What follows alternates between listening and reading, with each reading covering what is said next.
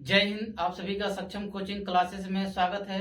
पिछले वाले वीडियो में आपने विसर्ग संधि के बारे में देखा था। आज हम पढ़ेंगे समास के बारे में। तो चलिए शुरुआत करते हैं। जब दो या दो से अधिक शब्द अपने बीच की विभक्तियों का लोप कर एक शब्द बनाते हैं उसे क्या कहते हैं? समास कहते हैं। जब दो या दो से अधिक शब्द अपने बीच की विभक्तियों का लोप कर एक शब्द बनाते हैं उसे क्या कहते हैं? समास कहते हैं। समास के कितने भेद हैं आपके? 6। समास कितने प्रकार के हैं? 6 प्रकार के। इसका ट्रिक है, आप देखिए, द्वंद्व अब तक। द्वंद्व लिखा है तो आप लिखिए द्वंद्व अब तक। द्व से हो जाएगा द्वंद्व समास, दी से हो जाएगा द्विगु समास, अ से हो जाएगा द्विभाव समास, ब से हो जाएगा बहुब्रीहि समास, त से हो जाएगा तत्पुरुष समास, क से हो जाएगा कर्मधारय समास। तो समास के भेद की ट्रिक क्या है? द्वंद्व अब तक, द्वंद्व अब तक। ठीक है। तो समास कितने होते हैं आपके? 6 होते हैं। चलिए देखते हैं। पहला आपका समास कौन सा है? अव्ययीभाव समास। इसमें प्रथम पद प्रधान होता है। इसमें कौन सा आपका प्रथम पद प्रधान होता है?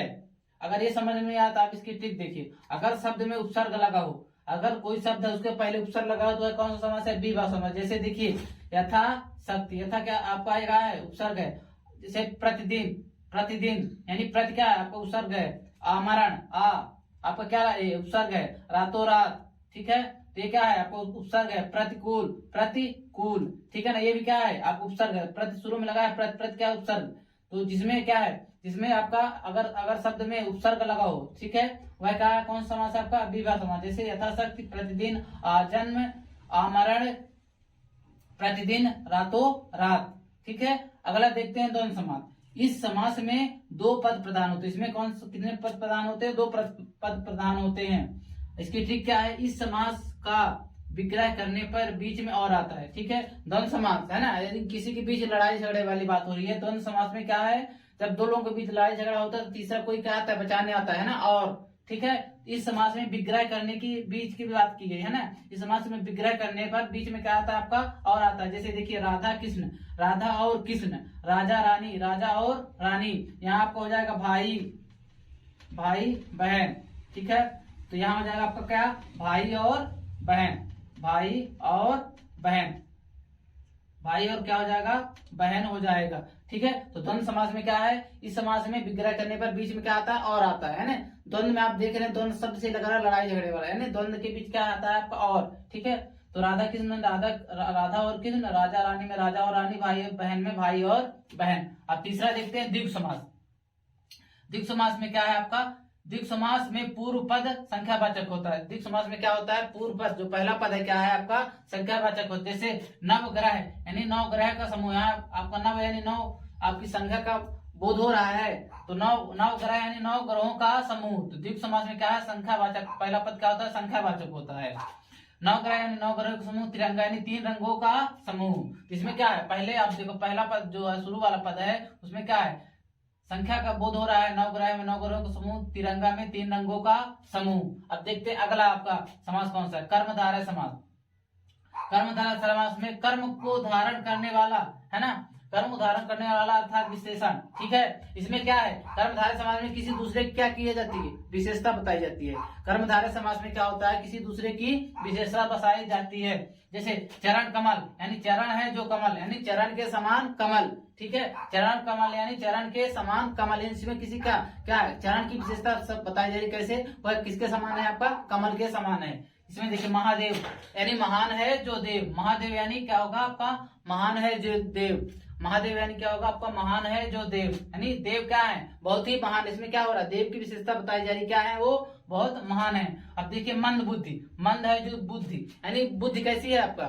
मंद है। इसका बुद्धि के बारे में क्या बताया? विशेषता बताई जा रही है कि बुद्धि कैसी है आपकी? मंद है। तो आपका कर्मधारय समास हो गया। इसमें क्या होता है? किसी विशेषण की आपका कर्म धारण करने पर क्या है? विशेषण जिसमें आपका लगे, ठीक है, वह क्या है? कर्मधारय समास है। अब देखते हैं बहुब्रीहि समास। इस समास में कोई पद प्रधान नहीं होता। बहुब्रीहि समास में कोई पद आपका प्रधान नहीं होता। देखिए जब 2 पद मिलकर तीसरा पद बनाते हैं तो तीसरा पद प्रधान होता है। जब 2 पद मिलकर तीसरा शब्द बनाते हैं, तीसरा पद बनाते हैं तो वह तीसरा पद प्रधान होता है। देखिए लंबोदर यानी लंबा है जिसका उदर, ये फर्स्ट हो गया आपका।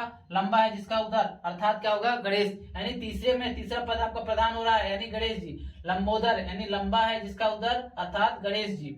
पीताम्बर, पीला है जिसका अंबर अर्थात कृष्ण। इसमें क्या है, तीसरा पद प्रधान हो रहा है। पहला पद आपका लंबोदर होगा, दूसरा पद हो गया आपका लंबा है जिसका उदर, यानी अर्थात क्या होगा आपका गणेश जी। ठीक है, पीताम्बर यानी पीला है जिसका अंबर, यानी कृष्ण जी। तो बहुव्रीहि समास में क्या है, दो पद मिलकर तीसरा पद बनाते हैं, यानी तीसरा पद प्रधान होता है। अब देखते हैं छठवां क्या है आपका, तत्पुरुष समास। इस समास में दूसरा पद प्रधान होता है। इस समास में क्या है आपका, दूसरा पद प्रधान होता है। इन पदों के बीच कारक चिन्हों का लोप होता है। इन पदों के बीच क्या होता है आपका, कारक चिन्हों का लोप होता है।